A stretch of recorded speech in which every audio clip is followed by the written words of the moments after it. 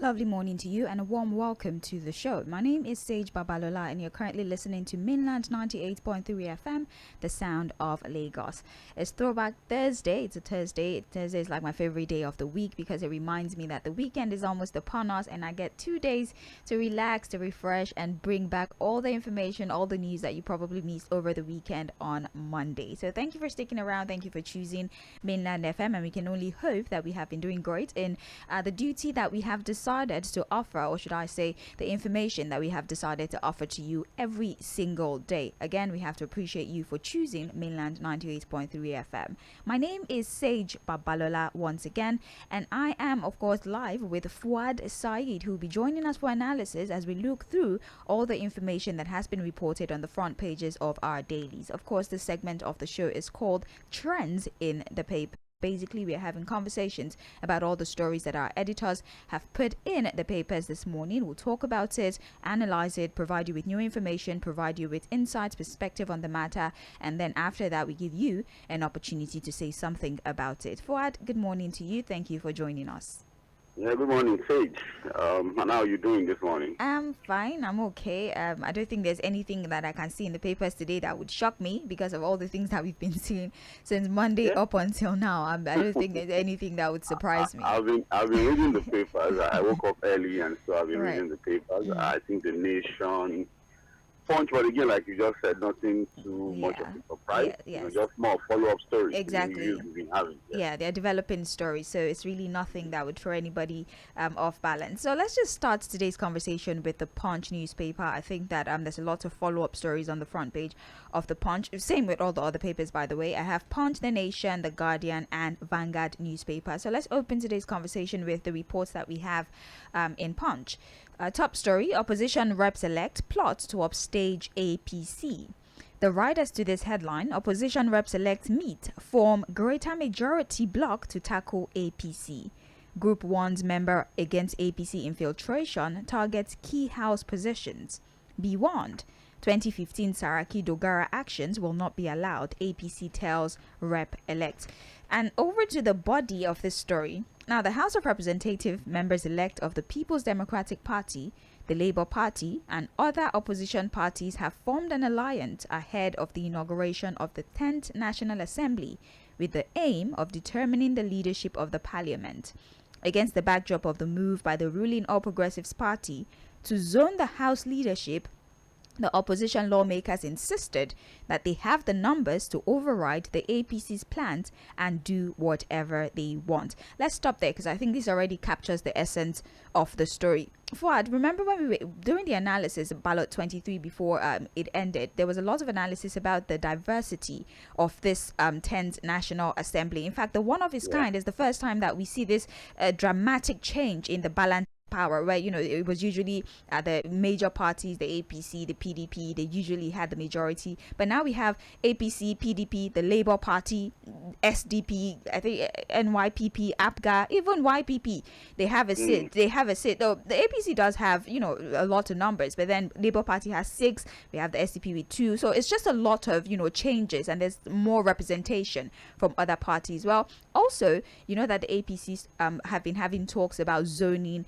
the Senate president to the southeast in order to allow inclusion of some kind, since they did not exactly win the president, they did not win vice presidency, so it's only reasonable that the third position of the country should be zoned to the southeast. Well, the other parties who are now a part of this process, the broadened legislature, are saying that they have the numbers now, they have the power, so the APC does not get to make that particular decision. They don't get to choose who is the leader of the Senate. So what do you think? Do you think that maybe the excitement about their newfound, should I say, position of power is what is making them to make decisions like this one? Or do you think it is fair for them to want to have a say in who should I say, presides over the Senate and not allow APC make the decision like they have done over time?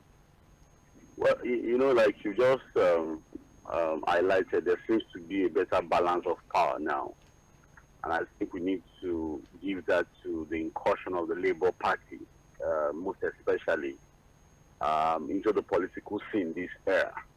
So you have a situation where anybody that would emerge as a principal officer in the House now would have to form alliances and get the nod and support of the opposition party. Yes, the speakership will still go to the APC because they have the numbers. But again, it's about politics. Unless there's a consensus at the level of the APC to choose someone and support that person. But now, most likely people are going to slug it out because we've seen people declaring intentions to become speaker. We've also seen different people also coming forward to declare their intention to become Senate president. So these candidates, again, all of these candidates will be looking at the opposition for support because it would eventually be put to vote at the floor of the House. Again, this is pure politicking. This is what politics is about. You can see now that opposition members have now been able to, they are now working together. You can see that as it concerns choosing principal officers now, there is no sentiment about religion, there are no sentiments about ethnicity. I can tell you that it's now about their own personal interest. Who is going to protect their interest now in that house? And I think that's what they're going to put at the front burner. So it's going to be interesting to see the persons that would emerge as principal officers of the 10th Assembly.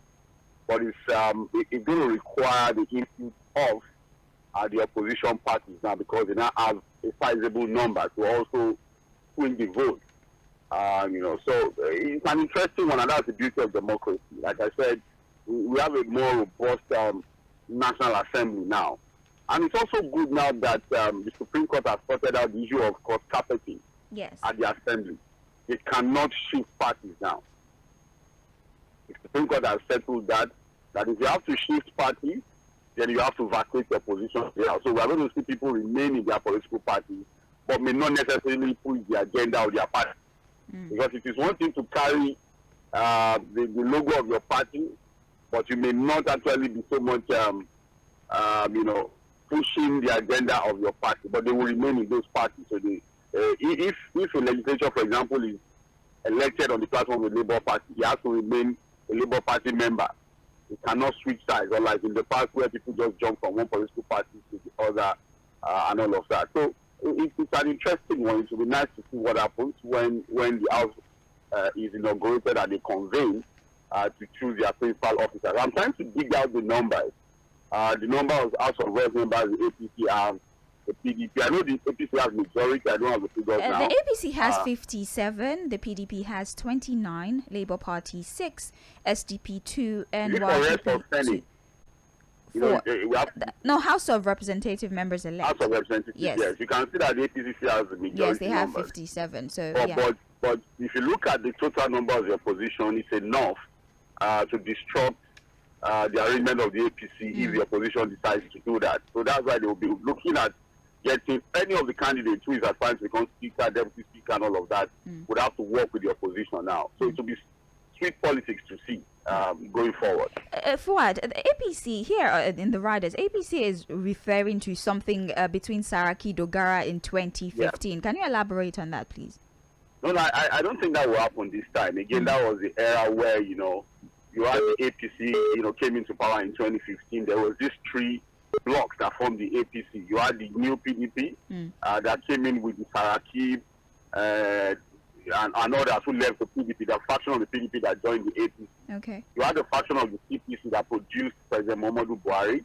And then you had the AC then, led by Shivaji Bola Ahmed and the rest. So you had a situation where the president, if you remember, the famous statement of "I belong to everybody but nobody."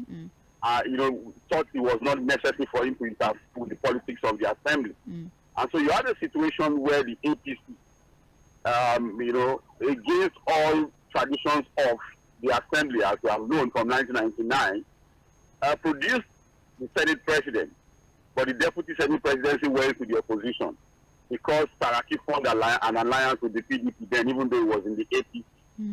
Ordinarily, those positions were supposed to go to the ruling party, but he formed an alliance, he reached an agreement with them. So while the APC was still trying to sort itself out on who becomes the Senate president, Saraki did that. He went to the back door, had an alliance with the opposition, and he became the Senate president. And then the PDP member became the deputy Senate president, and that was the same thing that also happened at the House of Representatives. So what they are saying now is that look, that will not happen again. Winner takes it all.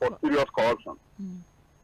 I think it will be in the papers too as we go along, Yeah, hopefully we can find that story. About 35 ministries of serious, when I think serious massive corruption in the country. So until we fix all of those issues, Sage, unfortunately, will continue to borrow. Debt profile will continue to increase. All right, so let's move to this particular one. You can find that in page 19 of the Punch, by the way. We're still on page 19. Federal government borrows $800 million for mass transit cash transfers. The federal government has secured $800 million from the International Bank for construction. It's not time for phone calls. Please stop calling. The federal government has secured $800 million from the International Bank for Reconstruction and Development, World Bank, to provide post-petroleum subsidy palliatives for over 50 million Nigerians ahead of June 2023. The Minister for Finance, when asked how much funding the federal government received, he says 800 million for the scale up, and it has been secured. We're going to do cash transfers, and we're also going to come up with some plans such as subsidizing transportation. So 50 million Nigerians will be beneficiaries of the 800 million that have been borrowed of a population of over 200 million, first of all. They intend to actually do cash transfers. Fuhad, when I told you last year that she did say that people will get 5,000 naira. And you're like, she said it. And I think that it might materialize because they're talking about doing cash transfers to at least 500 million Nigerians, and they're also going to subsidize. Wait. I'm sorry. 50 million Nigerians. I keep saying 500,000. And then they're going to, aside from cash transfer, they would subsidize transportation. They're probably taking into consideration the recommendation that was given by the NFRU and other financial institutions. Fuhad, where are we going to? That's the only question I can ask. We are going nowhere. Where? We are going nowhere. Are we going? You see, Sage. I'm sorry that I have to continue to repeat this. I talked about us, putting our eyes on the ball, being deliberate about our conversations pre-election period. Now here we are, these things are coming up now. If you look at the way the airlines have been written, again, I get a bit worried because it's about secure. We secured $800 million. I think it should be clear that we've gone to borrowed. Why did we secure? Because I've looked at all the headlines across the papers, and the choice of word was Nigeria has secured, and I'm like, no, it shouldn't be secure. Let's put it the way if we've gone to borrowing $800 million, and as post-subsidy removal palliative to transfer money to 50 million vulnerable Nigerians. Yeah. And according to them, that will go to 2 million households. Yes. Now, number one, I talked about the fact that nothing, and I repeat again, will reduce the burden of removal of subsidy without us fixing our refinery. You know what I'm happy about this particular issue? Somehow I have a trust in the new NLC leadership. Joe Ajaero is somebody who has a complete knowledge of the oil sector because he worked in the oil and energy sector before becoming NLC president. So he understands the politics of the place. He understands the sector very well. He understands the issue of subsidy. So I'm expecting that, he's going to be hands-on this particular one as the NLC president. So we're going to see a more vibrant NLC president who is going to hold this government to account on the issue of subsidy. I also like the fact that the NLC is already making a statement that, look, you dare not remove subsidy without fixing our refinery. Look at the plans of government. $800 million to 50 million vulnerable Nigerians. How do you even determine and identify vulnerable Nigerians? Let's start with that. Let us even say it makes sense. What they are saying makes sense. To me, it doesn't even make any sense. But let us even try to rationalize it and say, okay, whatever they are saying makes some sense. Because they say there's already a social register. Yes. There's a list. 50 million Nigerians are already captured in a social register. Yes. How did they capture them? What are the determinants? What are the yardsticks for determining vulnerable Nigerians to start with? Then how would the transfer be done? Remember that one of the ministers recently last year said that 55,000 was so important of Nigeria that in what was going to solve their problem. That's on one side. Then even if you now do cash transfers to 50 million Nigerians, so you give them something with right hand, you are going to use time to collect it because the rising price of petroleum products to take whatever you have transferred to them in terms of the hardship that will eventually go to them. So how does that make any sense? Fuhad, The price of petroleum will go up. Fuad, because according to IPMAN, it will be between 700 to 1,000. So let's say, for example, upon subsidy removal, a liter of PMS is 1,000 naira. So you just give them money to buy 5 liters. So you've given them money to buy 5 to 6 liters of petrol. What's that going to do for a business owner, for example? What I'm even saying is that whatever because I've tried to even, my mathematics is not too good. Because what I've tried to do is to divide it $100 million. I think that's about 300 something billion naira. To divide it over by 50 million people and see what each person would get. We talked about the fact that the arrangement for palliative is going to create room for all manner of corruption. Because again, how do you now track funds transfer? How do you track vulnerable Nigerians? How do you audit these transfers that will be done? And then how would that solve any problem? See? Because it means that if I'm a vulnerable Nigerian and I used to take a bus from Ojota to Joelegba maybe 300 before, it means that at the price of petroleum products, it may go to 800 per day. And then you do a cash transfer to me and I still spend that same money on rising cost of transportation. How does that solve any problem? And once again, I'm saying that it doesn't make any sense. This is just going to create room for some boys to chop more money and steal more money and steal the nation dry again. But again, these were issues that I thought we would have sorted out with these people. Well, this is the first tranche, more like, the first phase. I believe it's going to be in phases according to what I'm reading here. This is more or less like, according to the Minister for Finance in Abamen, this is a medium-term solution. They're going to come up with more solutions. But for now, the $800 million loan is to take care of 50 million vulnerable Nigerians, which according to the papers have been captured. They have the list. They know who they're sending money to. It's going to comprise of cash transfers and also more or less something subsidizing public transportation. That is their plan for now. How do you subsidize public transportation now? I don't know. They not tell us the technique. Are you going to say, okay, some petrol stations you sell at? It's just completely confusing and completely embarrassing. Well, there's more to come. Maybe we should wait because according to her, she says that many conversations are still going on as to how to deploy, non-cash palliatives of some kind. So this is just a phase. Non-cash palliatives are we expecting? Yeah, she said they are talking about it. So when the second phase come out, we'll see what are we so committed, Sage? And again, I keep talking about this. Unless people want to argue with me that there's no conspiracy against the Nigerian people. Why are we so committed to creating palliatives, securing monies like this to transfer to people, and not really working out to fix the real problem, which is our lack of capacity to refine locally? Why are we not so committed to fixing that problem? Why are we shelving it? If not that there seems to, when I say conspiracy, from the political class to the business class, to some people in the international community, to even the religious class. And I'm deliberately bringing the religious class to it because they're the ones that distract people from focusing on the real thing. I'm telling you, half of the time they say Nigerians to continue to pray. And I think that the call for people to continue to pray to solve the problem of Nigeria is a distraction. And that is the reason why Nigerians are not even focusing on the real thing and holding people to the people in power to question. It's a conspiracy thing. Why have we not been able to fix our refineries? Is it a crime to own a functional refinery as a country? If Angola can do it, Angola of all countries can do it. If Saudi Arabia is doing it, if all other, look, how do we explain that we are the only OPEC nation that does not have a functional refinery? How do we explain it? But I can't, and I don't think anybody can put logic to it. Honestly, for a crude oil producing nation not to have a functional refinery. Well, let's see how the disbursements will go if they eventually go through with it, which I think they would. I'm not waiting for any. You captured. Okay, do you know any of your neighbors that were captured in that social register? No, I'm a vulnerable Nigerian. Let us assume that we are considered privileged Nigerians. We don't need that money. Again, because I don't know how they determine vulnerable Nigerians. Maybe if you're living below poverty line. I'm saying now, it would be nice to even see that list.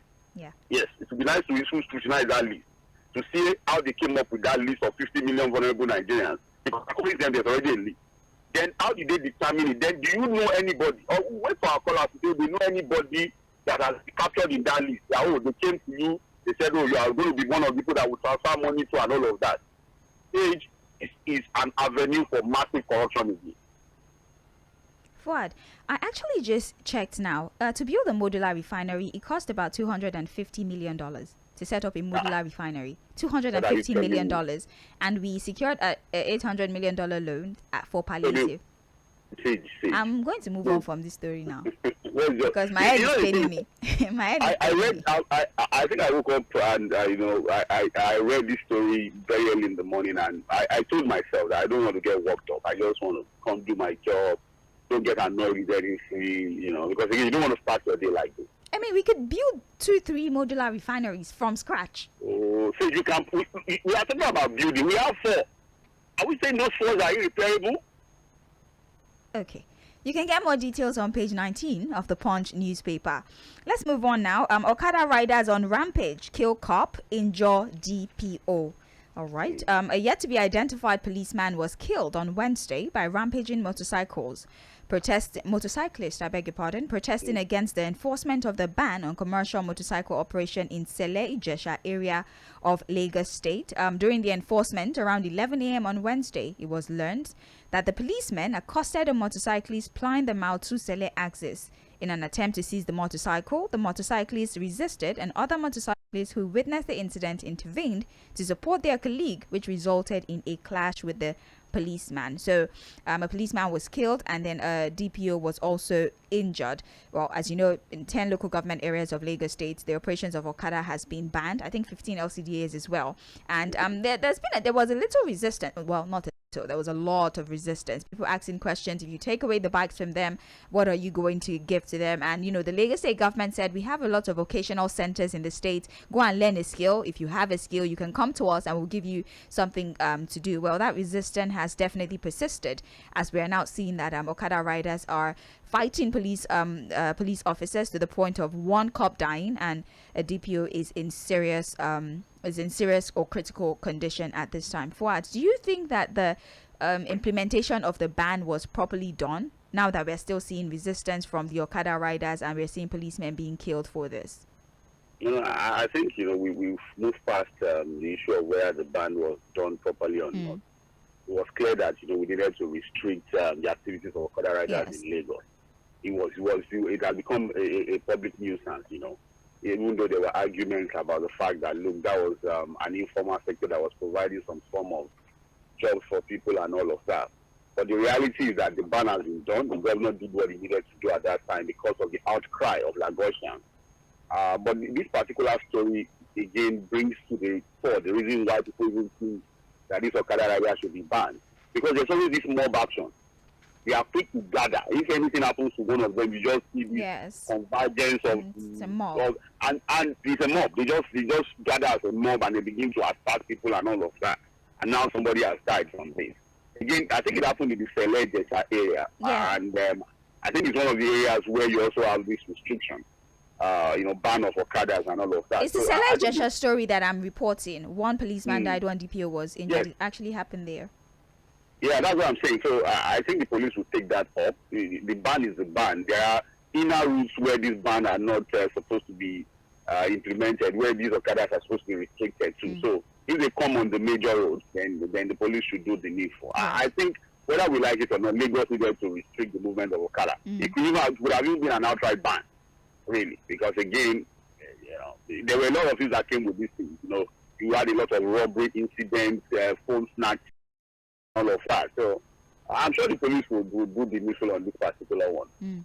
Well, they've impounded some motorcycles, and they're still investigating. They're trying to handle the situation at this particular time. That's it for Punch newspaper. Let's move very briefly now. You're still listening to Trends in the Papers on Mainland 98.3 FM, the sound of Lagos. My name is Sage Babalola. For analysis, I have joining me Fuhad, Saheed, and together we're reviewing the stories on the front page of the papers. Please be reminded that we are streaming live on Facebook and YouTube. So if you're not listening to us via your radio, you could definitely go go online and you can see everything going on in the studio. Also, do well to drop your contributions on those platforms as well. Let's go now to the Nation newspaper. Top story here: Soyinka to Tinubu, make power devolution a priority. Rider to this, I warned Peter Obi that his supporters would make him lose the election. Now, to make the needed impact, President-elect Bola Ahmed Tinubu must decentralize power. Nobel laureate Professor Wole Soyinka canvassed yesterday. Soyinka, who again accused the Labour Party vice presidential candidate Dati Ahmed Baba of denigrating the nation's judiciary, also said he would want a total reinforcement of the civil society. I saw parts of that interview with Wole Soyinka where he says that if we want the system to work, there has to be a devolution of power. We have to take away the power or some power from the center, give it to the state government, the local government, allow them be able to implement the plans that they have, not that they're always coming for crumbs and scraps. They're able to make major decisions, especially because they're closer to the people, talking about devolution of power. Then he also addressed, the statement that was made by the Labour Party vice presidential candidate Dati Baba Ahmed. He totally condemned it. He says it's unbecoming. He did not expect that, a man of that standing would make a statement like that. And it's almost like you're dictating to the judiciary. What do you think about his perspective on these two matters? Well, fantastic. It was a fantastic one from a Nobel laureate, as expected. Professor Wole Soyinka was spot on. All of the things he said were fantastic, as expected of an elder statesman. Now, let us start with the issue of devolution of power. Honestly, I'm waiting to see how the Asiwaju Bola Ahmed Tinubu government would handle the issue of devolution of power. And I'll tell you why. Because I'm going to be judging him from how he also handles that particular issue. As an opposition leader, when he was in the opposition, there were people, he was one of the leaders that kept talking about the issue of devolution of power, giving more powers to the state. In fact, if you remember, one of the things that pushed him against the former president, Olusegun Obasanjo, was his attempt to create LCDA. And his argument was that, look, states should be able to do these things because they needed more power to function to the people. So he insisted I needed to create this issue of devolution of power. If you remember, he was also the first because of the over-centralization of the power arrangements in the country. So if he, as a governor, knows the benefits and advantages of the proper devolution of power, Sage, I can tell you that from 1999 till date, all of the people that have become president all know the advantage of proper devolution of power. They know that that is the solution to the problem of Nigeria, that we need to decentralize this unitary form of federalism that we are practicing. But when they get into power, because they also want to have absolute power, because again, it's nice to be the commander-in-chief, you control everything. They come to you every month, you give them allocation, you control the police, you control the army, you control the customs, you control everything. Everything is under you, you disperse everything. So that absolute control is the reason why when they come into power, they just come out and they renege a proper devolution of power. So we are now waiting to see Asiwaju Bola Ahmed Tinubu, who has been a major advocate of proper devolution of power, to see how he's going to now handle it now that he has become president. Whether he also will now shy away from it to continue to have that absolute power that has kept Nigeria this way. So we are waiting to see. So Soyinka was fantastic. That look, we need to devolve power. We need to break down everything that is holding us together at the center. I talked about it. Why do we need a federal school? These are things that even local governments can handle. We talk about local government autonomy. I want to see how Asiwaju Bola Ahmed Tinubu will handle the issue of local government autonomy. I'm also going to be seeing how he's going to handle the issue of state police, whether he will want us to retain this same federal structure of policing because he wants to have absolute power. So we are waiting to see. And that's why I'm saying that as a journalist, my own job now is we need to set agenda and begin to do our job by bringing out these issues, what we call constructive conversations. And then on the issue of Dati Baba Ahmed, I think I've said that before. Whatever he said was irresponsible. We need to condemn it. The idea that democracy will end. And I said that maybe he was not one of the people that suffered to see Nigeria return to democracy. So Mr. Wole Soyinka was one of the people that ran out of the country during the Abacha era while fighting the military junta and insisting that democracy must return to Nigeria. So for anybody to think that because you lose the elections, An election that is not even yet concluded because the court cases are still on, that Nigeria's democracy would end. It will not end because that is the only thing we have as a nation to continue to push forward. And so we condemn that statement, and I say again, whatever Jati Baba Ahmed said about democracy ending because somebody will be inaugurated is completely responsible and should be condemned. And that's it. Well, and then on the issue of the supporters of the Labour Party. Yeah, he did say that he reached out to Peter Obi a couple times and told him that if you lose the election, it would be your supporters that made you lose. He said that as well. Well, it's not wrong to have supporters who are very passionate, emotional about a candidate. We've tried to analyze the obedience, who are his supporters. That look, the obedient movement came from the NSAS era. If you really look at their campaign pattern, the kinds of conversations they have, you know that it's an organic creation of the NSAS era. And basically, these are young people, a lot of young people who just feel disgruntled about the system, who feel disappointed about the situation of the country. And so when they tried the NSAS movement and it didn't work, somehow the messages coming from Peter Obi resonated with them. They saw him as a political figure that they can lean on, to push their own agenda of a better Nigeria. But the problem again that we have with that set of supporters is that some of them, not all of them, are extremely toxic about their orientation and conversations. And I think that is mostly limited to what you find on social media. These are people that are ready to shut down any conversation. They are not ready to entertain contrary opinions. And so you have a situation where they become so toxic, it's like a mob. They come at you, they attack you. Because again, they must understand that democracy is about having constructive conversation. You can't have everybody believe what you believe in. There are people who are going to have dissenting opinions, and you must always be ready to entertain and listen to them and allow them also to ventilate their opinion. Because it's not dictatorship, it's democracy. And the idea of democracy is that everybody cannot see the same thing the same way. So again, I'm just saying that we need to understand that these are, a lot of them are even first-time voters who have not even, really seen the democratic process the way they see it now. And I'm sure we've learned our lessons. They must have learned their lessons, but we need to also commend the effort of that movement. The movement have been able to, create serious conversations about opposition politics and about the fact that we can always have a shift from the status quo. Right. Well, you can get more details of this story on page 6 of the Nation newspaper. The story is on the front page, but more details on page 6 of the Nation newspaper. So let's move on now. This is more or less intra-party activities. Court suspends Labour Party National Chair, Secretary, others. Leaders battling forgery case.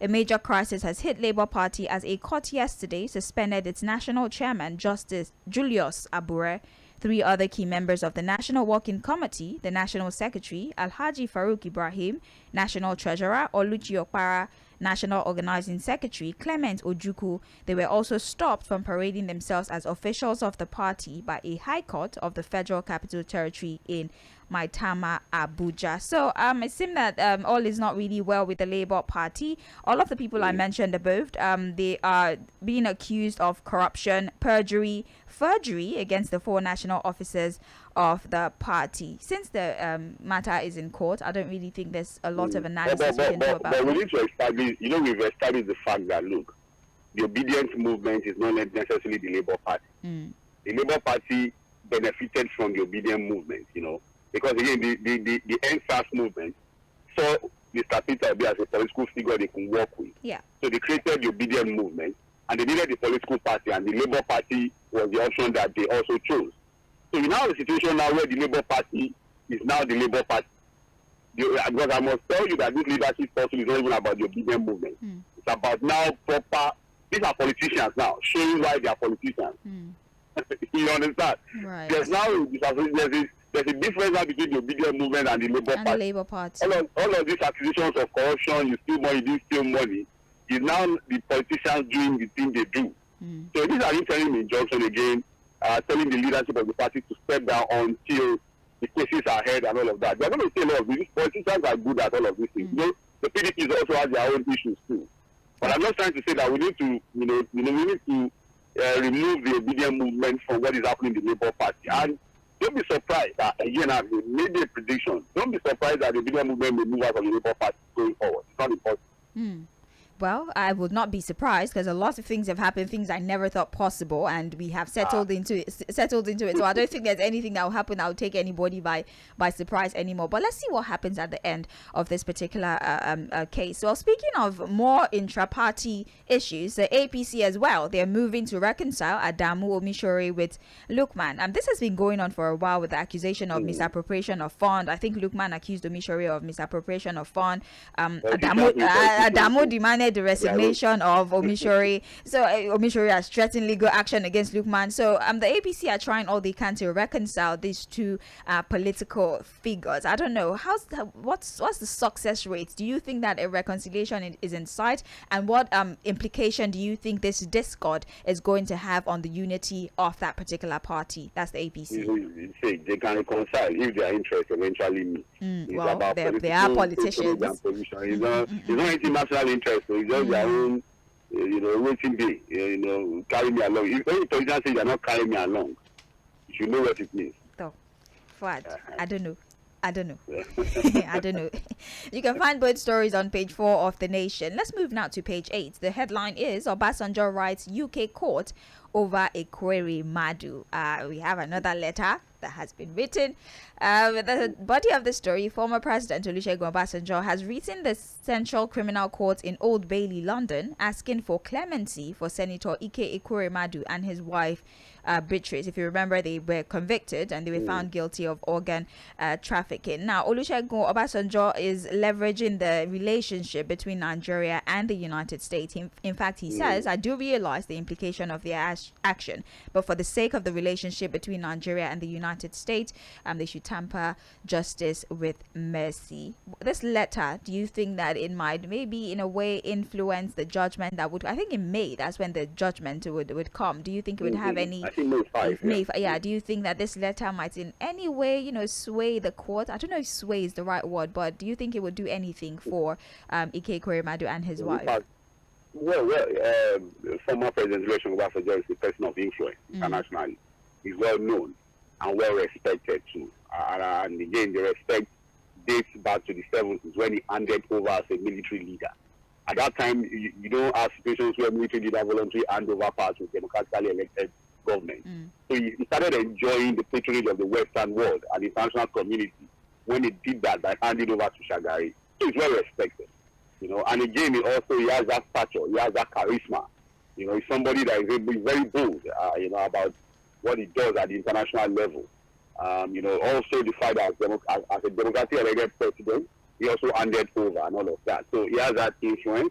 But to what extent this letter would help with the Ekweremadu case, honestly, I don't know. Honestly. But I also like the fact that he has decided to do this, a good one.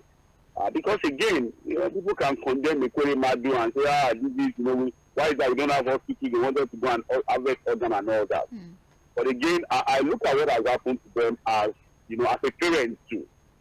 If you have a child that has such an issue, you are probably going to do everything possible to want to help your child.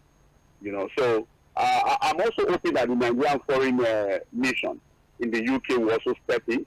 I was expecting that even the president too will step in between the foreign affairs minister to, talk to the UK government. We have a very good relationship with them. They are former colonial masters. They are a member of the Commonwealth of Nations. And Ekweremadu is also one of our leaders. Our former, he was a leader in the Senate. So we can leverage on that relationship. It's going to be funny. Himself and the wife and the doctor will be funny. Yes. But that will lesser the extent of punishment they will get from what has happened. So we'll see how that goes. The judgment day is May 5, and so we'll see what happens. Well, page 8 of the Nation newspaper is where you find full details. Moving on now. Stop harboring IPOB members. Federal government tells EU countries. European countries got a request from the federal government yesterday that they should stop harboring members of the Independent People of Biafra, IPOB. Information Minister Culture Lai Mohammed claimed that members of the group use funds raised in Western countries to destabilize Nigeria. Lai Mohammed has spoken again. He says that a number of IPOB members have decided to make the European countries their habitat, and the monies that they make from there is the monies that they use to, finance their activities in Nigeria. What do you make of this statement? Well, again, we have a situation where, you have a lot of people who are outside of the country, in their comfort zone, in a well-secure environment, in a lush, maybe in a very lush, palatial, penthouse, enjoying the goods of, well secured without any threat, throwing stones back home, inciting people back home, encouraging them to do all manner of things. And I think the easiest one that comes to mind now is this guy in Finland. I'm trying to remember his name now. How can I forget? Yeah, the hip-hop guy in Finland who keeps, I try not to keep names like that in my head. I forgot too. He was picked up, but he was released after. No, he was questioned by the Finnish authorities and was eventually released.